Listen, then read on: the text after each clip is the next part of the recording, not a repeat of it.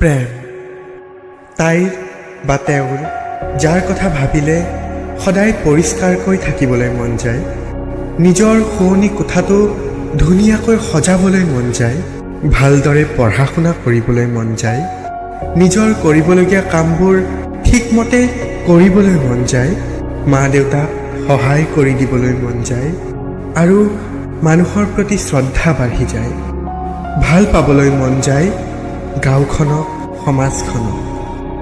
মনলৈ ভাল চিন্তা আহে, পবিত্ৰতাৰে ভৰি পৰে মন। পশু পক্ষী, গছ গছনি, নদী, পাহাৰ, পথাৰ আদি সকলোবোৰকেই প্ৰাণ ভৰি ভাল পাবলৈ মন যায়, গোটেই পৃথিৱীখনকেই সহজ যেন লাগি যায়। এয়াইতো প্ৰেম। বৰ্তমান সময়ত ল'ৰা ছোৱালীয়ে যাক প্ৰেম বুলি ভাবি আছে, সেয়া প্ৰকৃততে প্ৰেম নহয়, সেয়া হৈছে কাৰোবাৰ প্ৰতি মোহ বা আসক্তিহে। সেয়ে দিনটোত হোৱাই নোহোৱাই ফোনৰ উপৰি ফোন, কাজিয়াৰ উপৰি কাজিয়া। যেতিয়ালৈকে আপুনি কিবা এটা পোৱাৰ মোহ ৰাখিব, যেতিয়ালৈকে আপোনাৰ আসক্তি থাকিব, তেতিয়ালৈকে প্ৰেম ধ্বংসৰ ফালেহে গতি কৰিব। গোলাপ ফুল এটা দেখিলে বুলিয়েই তৎক্ষণাৎ নিজৰ কৰি কিয় লাগে আপোনাক? ফুলপাহ চিঙাৰ দুদিন পিছতেই দেখোন মৰহি যাব আৰু তাৰ সৌন্দৰ্যও নাইকিয়া হ'ব। তাতকৈ আপুনি পাৰিলে ফুলজোপাৰ গুৰিত সাৰ পানী দিয়ক।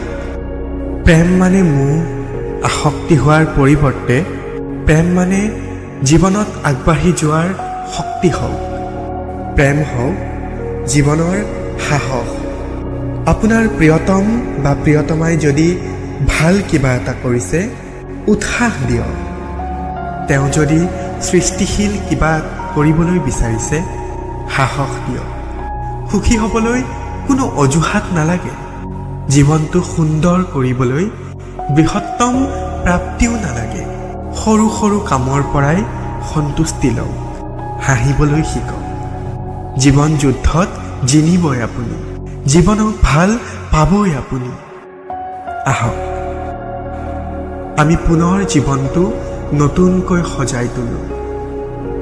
আকৌ এবাৰ ভাল পাওঁ জীৱনটো, আকৌ এবাৰ প্ৰেমত পৰোঁ এই মোহনীয় জীৱনটোৰ।